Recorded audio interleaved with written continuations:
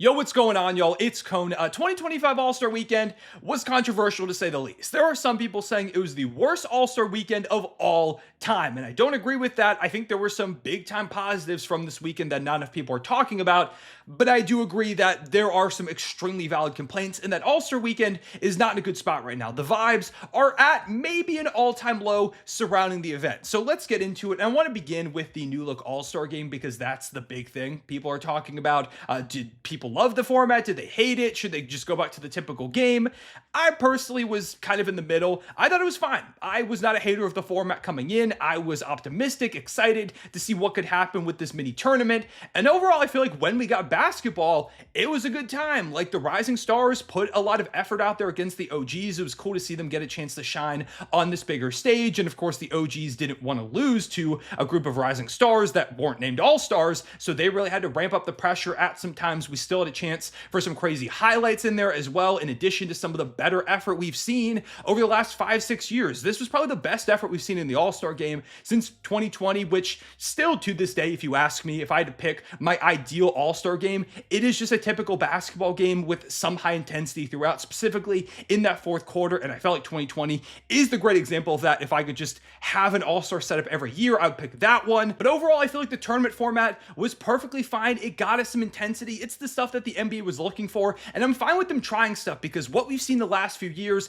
has been a complete disaster. So overall, I feel like the basketball we got was pretty fun. Now, there are some tweaks I would make. I would move the target score up because you didn't see enough time for like Jalen Williams, Alperen Şengün, some of these first-time All-Stars to really go ahead and showcase what they can do on this national stage. I would also make it just that there are more games being played. If you're going to do a tournament, I would do like a round robin, like one team plays the three others, and then the two best records move on to a championship, something like that. I definitely didn't mind the Rising Stars playing, but if you're someone that didn't like it, the NBA could make it so that there's 14 All-Stars in each conference, and then you have 4 teams of 7 in this similar format. Again, maybe with a round robin instead of the current setup. I think there are some changes they can make to make this thing even better, but overall, I felt like basketball-wise, I keep saying that it was a pretty decent debut. The problem was there was such little basketball. We had about a 3.5 hour broadcast from around 8 p.m. Eastern when the All-Star coverage was set to start until 11 to 11:30 Eastern. It finished somewhere around there. And we witnessed, no joke, 27 to 30 minutes of basketball. There were people out there that timed it. That's terrible. How in the National Basketball Association on All-Star Sunday night, the night that is supposed to celebrate the sport, are we only seeing out of a 3-hour broadcast 30 minutes of basketball? That is ridiculous because they just continued to do, more musical acts and more commercials and more interruptions for random things going on. And I understand the presentation.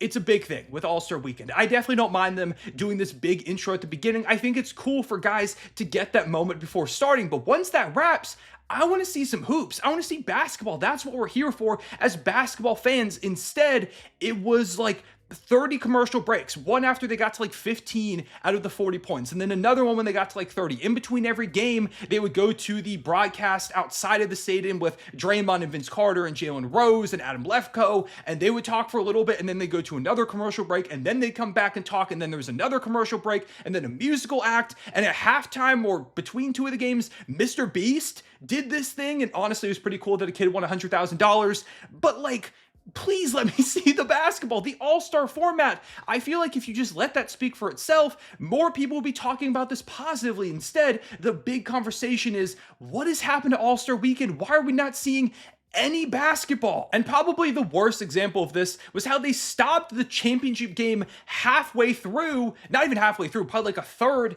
to do this ceremony honoring the Inside the NBA guys. And they deserve it. Like, this ceremony, I have no problem with it itself. It's just the placement. Why is this in the middle of the championship game? This is supposed to be the finale, the grand culmination of this new tournament, and we're stopping it for like 20 minutes. Why couldn't this have happened right before the championship game or right after as one final send-off for these 4 legends? I just don't understand why everything was set up the way that it was. And a number of stars, I know Shea, I believe, mentioned it, were not expecting this. They didn't know this was happening and said that it definitely took some of the air out of the building. Once they came back from that interruption, the intensity was noticeably lower. And I think that also is now going to be the lasting impression of this new format, of the setup, is that, hey, they weren't really trying a ton out there at the end, were they? And I feel like if we didn't have just this break in the middle of the game and a million breaks all throughout the night, guys would have actually been trying harder. The intensity would have been up. It feels like they shot themselves in the foot with the way that this whole situation was handled. And it sucks because I really think there was some good basketball here. Like, Victor Wembanyama and Jokic had this moment where they threw a lob to each other. And that's insane. Those two 7-footers having that connection, two of the best players in the world, two guys who are going to go down as some of the best bigs ever. And like, nobody's talking about it because anything anyone can talk about is just how bad the presentation was, all the commercials, all the interruptions, things like that. I feel like it really overshadowed what in general was pretty solid basketball. I also think part of that is just the way that the sport is covered so negatively, and it sucks because like every time they would go to the outside broadcast group, Draymond Green would just yell about how this format sucks. Like they asked him, what would you rate it 1 to 10? And he said, 10's the best. Okay, then a 0. And then as they're going to commercial break, he's like, this thing sucks. This thing sucks. Can we at least have like a little optimism? Or, can we talk about like the Wemby Jokic lob, or, how Shea played really well in that first game, or how good some of the rising stars look, and how it's cool that they're out there on this stage. Instead, he's talking about how they don't deserve to be out there. And maybe you agree with that. Like, that's a fine opinion to have. But at this event that's supposed to be a celebration of the sport, of the league, can we just hype up the young guys in this cool opportunity they have like a little bit? Also, the only reason they have to be out here is because the usual All-Stars haven't put in the effort in the last few games, so they had to try something. This is just a general problem that exists with NBA media, basketball media as a whole. I don't think there's any other sport or league that is covered so negatively. It's just constantly trying to tear things down at every opportunity. You see it reflected in fans as well. It's just this really negative, toxic aura that surrounds basketball coverage, which I can make a whole video about that, so I won't get into it too much, but I didn't love that. I feel like that was really detracting from what in general was a decent format. There were some fun moments. Everything else, though, around it just completely annihilated any chance that this format, this night had of building up positive momentum for All-Star Weekend. So, yeah, that's kind of the way it went. Real quick before I forget, I do also want to give credit to Victor Wembanyama. He went into All-Star Weekend saying that he wasn't there to make friends, that his goal was to put on a show to try, and he did exactly that. Probably tried more than anybody else out there, and he said afterwards, it's not hard to do that. I'm going to continue to, and to hear the up-and-coming, maybe best player in the world, face of the NBA, say stuff like that, it is encouraging. I guess we could talk about the other events and nights too. Starting off with Friday, the celebrity game happened. I didn't watch any of it, but it happened. We also had the Rising Stars game that night, which was kind of the typical setup where you've got the tournament, you've got a G League team, 3 teams of young players. G League team won a game again. They did that last year. It's cool to see them once again showing out on this big stage, trying to make a name for themselves. Of course, Team Chris Mullen won with Stephon Castle winning Rising Stars MVP. Played his butt off over the course of this weekend between this and coming second in the dunk contest, and then, of course, playing in the Sunday night tournament. He had a great weekend. Like, this was an awesome one for him, continuing to build his stock as a young player, a guy who I'm really excited to see continue growing out there in San Antonio next to Victor Wembanyama and now De'Aaron Fox. But yeah, Rising Stars, it's always a good time. I feel like people don't give it enough credit for how fun it is. It's enjoyable. There were a lot of young players I wish, of course, were playing, but were just out with injury, whether it was Jared McCain or Derek Lively or Cason Wallace. Of course, Wemby wasn't going to play because he was an all-star. Shout out to the Thompson twins. They tried relentlessly to get that lob to happen between the two of them, and it just wouldn't. And then there was Saturday night skills challenge. Never thought there would be a controversy in the skills challenge, but there was.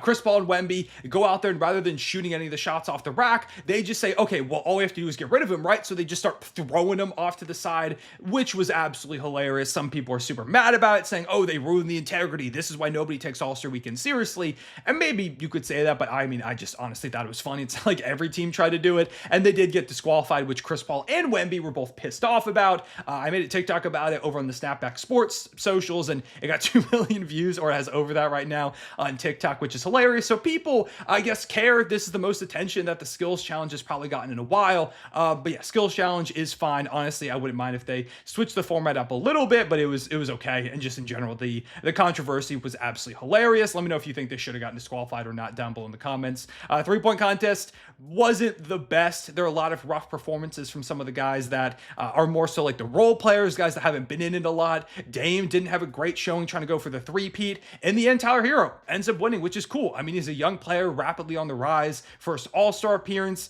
He's been shooting the hell out of the ball, so it's cool to see a guy like him go ahead and get that recognition. But yeah, the 3-point contest is always pretty good. It's been the best part of All-Star Weekend for a few years now. It just happened this year that a lot of the shooters were just not knocking down their shots, and that's always a risk you have with the 3-point contest. It's just a rough year. In the midst of what has been a pretty good stretch, I feel like, for the 3-point competition, there was, of course, no rematch of the Steph versus Sabrina shootout, which is unfortunate because that was probably the best part of All-Star Weekend entirely. Last year, it was really fun. It doesn't end up happening again. They said they didn't want to force it. It didn't feel natural. I don't know. I feel like in the Bay Area with where Steph Curry's, played his entire career, it would have been a cool spot, but maybe they bring it back next year. We'll just have to wait and see. And then finally, there was the dunk contest, which was great. This might have been the best thing of the whole weekend. And there's been a lot of people talking about how the dunk contest is dead. McClung, though, puts on another show. He wins, completes the three-peat, like the only three-peat attempt that's been successful throughout this February. He had, of course, the dunk over the middle of the car, throwing it behind his back. He had the tap the rim dunk. He dunked 2 basketballs at once. The creativity is ridiculous. He's a high flyer. He gets it done basically every single time on the first try. I believe now is the most 50s in the history of the dunk contest, which is insane. Special dunker. Really, we want to talk about saving the dunk contest. McClung deserves a lot of love for what he's done, how he's kept it completely afloat over the last 3 years, and he wasn't alone. Like, Stephon Castle also went insane, and I think Mac completing the three-peat is going to overshadow his performance, but Stephon Castle threw down some legitimately insane dunks. I even saw some people saying he was robbed, and I definitely don't agree with that, but he deserves a lot of credit for the way that he completely showed out and gave Mac a real challenger to have him continue to up his game. That was big. So yeah, all in all, I felt like the dunk contest was a success. It was fun. Mas Buzelis and Andre Jackson didn't have like the best performances, but it's never going to be perfect. There are for some reason people upset that McClung has now won 3 years in a row as a non-NBA player. I mean, he's a two-way guy. He's like literally an NBA player right now. So I don't understand it for this season, but just in general, the only reason the dunk contest exists probably anymore is because McClung has shown up the last 3 years and saved it. So we need to have some gratitude for what he's done and the few guys who have managed to challenge him over the past 3 seasons as well. But yeah, I felt like the dunk contest was solid.